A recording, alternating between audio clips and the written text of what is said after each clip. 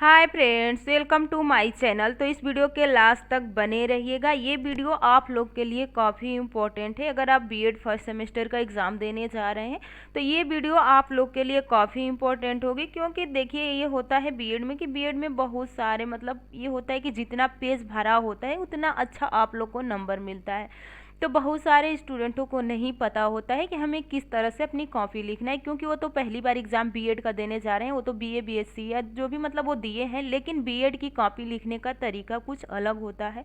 क्योंकि बीएड में आप लोग को ज़्यादा पेज होता है, ज़्यादा लिखना होता है, टाइम को भी ध्यान में रखना होता है कि हमें टाइम कितने कितने क्वेश्चन पे हमें कितना टाइम देना है, तो वो भी मैनेजमेंट करके चलना होता है। तो इस वीडियो के लास्ट में इस वीडियो के लास्ट तक अगर आप बने रहते हैं तो आपको यहाँ से काफ़ी हेल्प मिलेगा अपनी कॉपी लिखते टाइम।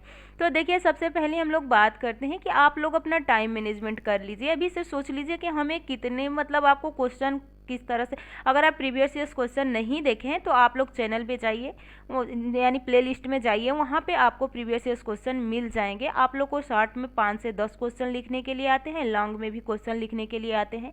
तो आप लोग को डिसाइड करना होगा कि हम किस क्वेश्चन पे हम कितना टाइम दे सकते हैं। देखिए, मेनली 3 टाइप्स के क्वेश्चन होते हैं। 10 क्वेश्चन आप लोग के 1-1 नंबर या 2-2 नंबर के होते हैं, यानी 2 नंबर के नहीं तो 4 नंबर के भी हो सकते हैं। फिर उससे आगे जाएंगे तो थोड़ा सा बड़ा क्वेश्चन मिलेगा और 2 क्वेश्चन बहुत लॉन्ग होते हैं। तो आप लोग को टाइम देना, आपके पास टाइम 3 से 3.5 घंटा टाइम रहता है, उसी में आप लोग को उन क्वेश्चनों को सॉल्व करना है। और जो 1 नंबर वाले 2 नंबर वाले क्वेश्चन होते हैं वो कंपलसरी होता है। मैंने जो प्रीवियस ईयर्स क्वेश्चन आप लोग को दिया है उसमें बिल्कुल बताया हुआ है कि कौन सा क्वेश्चन आप लोग को करना इंपॉर्टेंट होता है, कौन सा क्वेश्चन। और देखिए, ये हो कि सारा क्वेश्चन आप लोग को करना है। ऐसा नहीं है कि जो इंपॉर्टेंट है उसको करना ही करना है और जो नहीं इंपॉर्टेंट है उसको छूट जाएगा भाई तो कोई बात नहीं है। तो ऐसा नहीं करना है, आपको सारा क्वेश्चन करके आना है। और आपको आगे भी बताऊंगी कि अगर जिस क्वेश्चन के बारे में आपको नहीं पता है तो उस क्वेश्चन में आप क्या करेंगे, यहाँ पे आप अपना कॉमन सेंस कैसे लगाएंगे। तो मैंने ये एक टॉपिक लिया है यहाँ से समझाने के लिए। ये तो ऐसे आप लोग के सिलेबस का भी पार्ट है और यहीं से मैंने सोचा कि यहाँ से आप लोग को बिल्कुल अच्छे से समझ में आ जाएगा कि किस तरह से हमें हेडिंग अपनी देनी है, किस तरह से अपनी कॉपी को लिखना है। तो देखिए, ये हेडिंग्स हैं लॉरेंस कोहलवर्ग का नैतिकता सिद्धांत, क्योंकि ये आप लोग के सिलेबस का भी पार्ट है और ये इस पे हम अच्छे से आपको समझा भी सकते हैं।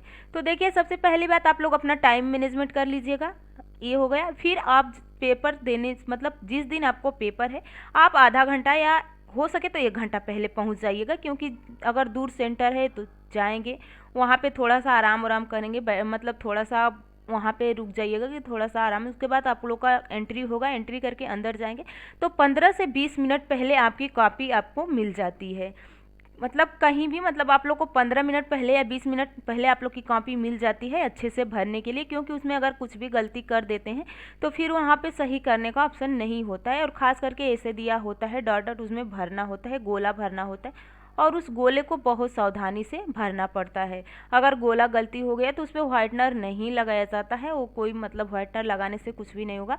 तो आप लोग को ये गलती नहीं करना है। तो देखिए, सबसे पहली बात तो आपको भरना कैसे, कॉलम होता है आप लोग का, यहाँ पे आप लोग का रोल नंबर यानी अंकों में लिखना होता है और ऐसे यहाँ पे डॉट डॉट बनाया होता है, तो यहाँ पे आप लोग को भरना होता है। तो सबसे पहले आप लोग क्या कीजिएगा, यहाँ पे अपना जो भी आपका रोल नंबर है आप रोल नंबर लिख सकते हैं, ऐसे रोल नंबर लिख लीजिएगा। उसके बाद रोल नंबर लिखने के बाद जब आप लोग अपना रोल नंबर लिख लें तो उसके बाद आप लोग छोटा छोटा पेन से ऐसे डॉट लगा लीजिएगा।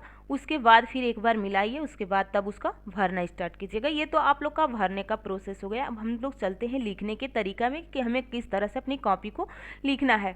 तो देखिए, मैं तो ये कदापि आप लोग को नहीं कहूँगी कि आप लोग क्वेश्चन को रट के जाइए, आंसर को रट के जाइए, क्योंकि रटना इतना आसान नहीं है और सबके पास इतना 140 का IQ लेवल नहीं है कि सब कोई सारी चीज़ को रट लेगा। तो ऐसा नहीं, आपको रटना तो कदापि नहीं है, लेकिन हाँ इतना सजेस्ट जरूर करूँगी कि जो मेन हेडिंग्स है आप उसको ज़रूर याद करके जाइएगा। जैसे कि आ जाता है कि लॉरेंस कोहलवर्ग कौन थे, उन्होंने कितने स्टेजेस पे बात की, तो ये आप लोग को पता होना चाहिए, तभी आप इसके बारे में लिख सकते हैं। तो देखिए, लॉरेंस कोहलवर्ग यानी नैतिकता का सिद्धांत दिया, इतना तो आप लोग को याद ही होगा कि लॉरेंस कोहलवर्ग ने किस चीज़ का सिद्धांत दिया था, तो नैतिकता का सिद्धांत दिया था। उसके बाद आप लोग को आ जाता है कि जीन पियाजे ने किसका सिद्धांत दिया था, तो संगठनात्मक विकास का सिद्धांत दिया था। नैतिकता में भी स्टेजेस होती हैं, यानी कितने स्टेप, यानी 3 स्टेज है, उन स्टेजों को फिर 2-2 में बांटा गया है, तो 6 स्टेज हो जाएंगी। तो ये तो आपको याद होना चाहिए। चलिए हम लोग देखते हैं कि किस तरह से, पहले ये हेडिंग आपको याद होनी चाहिए। उसके बाद भी इसकी मैं एक वीडियो अभी बहुत जल्दी अपलोड करूंगी जस्ट इसके बाद, तो आप लोग उस वीडियो को जरूर देख लीजिएगा। उसमें मैं इस सिद्धांत को बिल्कुल बेसिक से समझाऊंगी। इसमें बस मैंने यही लिया है आपको समझाने के लिए कि आपको अपनी कॉपी कैसे लिखना है। देखिए ये कोहलबर्ग का सिद्धांत हो गया। आगे चलिए, आपको हेडिंग तो याद होनी चाहिए। पहली हेडिंग इसमें क्या है, नैतिक दुविधा। अब नैतिक दुविधा में थोड़ा सा उसको पढ़ लीजिएगा कि नैतिक दुविधा होता क्या, यानी जिस टाइम हम किसी मतलब कुछ डिसीजन ले रहे होते हैं तो उस टाइम हमारे दिमाग में बहुत सारी दुविधाएं आती है, क्या गलत है क्या सही है, तो नैतिक दुविधा हो जाएगी। फिर अगला हेडिंग हो जाता है नैतिक तर्कड़ा, यानी अब हम चयन कर चुके हैं कि हाँ हमें क्या करना है, तो ये नैतिक तर्कड़ा हो जाएगा। ठीक, आगे देखिए, जैसे लॉरेंस कोहलबर्ग के सिद्धांत को अब 3 प्रथम स्तर में विभाजित किया है, यानी पूर्व संक्रियात्मक अवस्था, मूर्त संक्रियात्मक, यानी पूर्व संक्रियात्मक अवस्था हो जाएगा। तो ये तो पूर्व संक्रियात्मक, मूर्त क्या था, औपचारिक और अनौपचारिक, ये तो आप लोग का जीन पियाजे का हो जाए। लेकिन इनका होता है, इनका सिद्धांत है पहला प्राक रूढ़िगत, रूढ़िगत और उत्तर रूढ़िगत, यानी 4 से 10 साल का होता है, 10 से 13 और 13 से ऊपर का होता है। तो पहले ये आप लोग को याद होना चाहिए कि लॉरेंस कोहलबर्ग के सिद्धांत ने कितने नियम दिए, तो 3 को भी 2-2 भागों में बांटा गया है, तो टोटल 6 हो जाता है। देखिए आगे, जैसे वो हेडिंग आप लोग याद कर लेंगे। फिर ये हेडिंग आपको याद होना चाहिए, प्राग रूढ़िगत नैतिकता का स्तर, यानी conventional stage, pre conventional stage, यानी कितना इसका स्टेज होता है बच्चे का, किस एज तक ये होगा, तो 4 से 10 साल की एज, ये आपको याद कर लेना है। फिर आपको इसमें भी दो होता है, 2 भागों में बांटा जाता है। पहला होता है दंड एवं आज्ञा पालन उन्मुक्त, यानी इसमें बच्चा दंड के डर से कुछ भी करने लगता है, यानी दंड के डर से बच्चा अच्छे से रहेगा या स्कूल में जाएगा, वो दंड के डर से ही अपने कॉपी को पूरा करेगा, होमवर्क को पूरा करेगा। तो यहाँ पे क्या है, ये दंड की वजह से बच्चा करना स्टार्ट कर देता है। तो ये 2 स्टेज हो जाएगी, ये आपको याद होनी चाहिए। मैं ये नहीं कर रही हूँ कि आपको इसके बीच में का ये सारा याद करना है, सारा याद नहीं करना है, इसको याद कर लेना है और बस इसको एक नज़र पढ़ लेना है। फिर साधन आत्मक सापेक्षता अनुमुक्ता, टैग टू टैग, यानी तुम जैसा मेरे साथ करोगे वैसा मैं आपके साथ करूँगा, ये हो जाएगी। अब दूसरे स्टेज पे आ जाइए, रूढ़िगत नैतिकता का स्तर पारंपरिक चरण, यानी ये 10 से 13 वर्ष का होता है, कन्वेंशनल स्टेज। ये भी 2 भागों में बांटा गया है, अच्छा लड़का या लड़की बनने की उन्मुक्ता, और दूसरा है कानून एवं व्यवस्था उन्मुक्ता, यानी जो कानून बन गया है उसे हम मानेंगे ही मानेंगे। और अच्छा लड़का लड़की में ये होता है कि दूसरे के नज़र में हम अच्छे दिखे, तो ये हो जाएगा। अगला देखिए, अगला स्टेजेस आपको याद करना होगा, तीसरा यानी स्तर उत्तर रूढ़िगत नैतिकता, उत्तर प्रारंभिक चरण, यानी पोस्ट कन्वेंशनल स्टेज, यानी 13 से ऊपर होता है। इसमें भी 2 भागों में बांटा गया है, तो सामाजिक अनुबंधन उन्मुक्ता और सार्वभौमिक नैतिकता का सिद्धांत।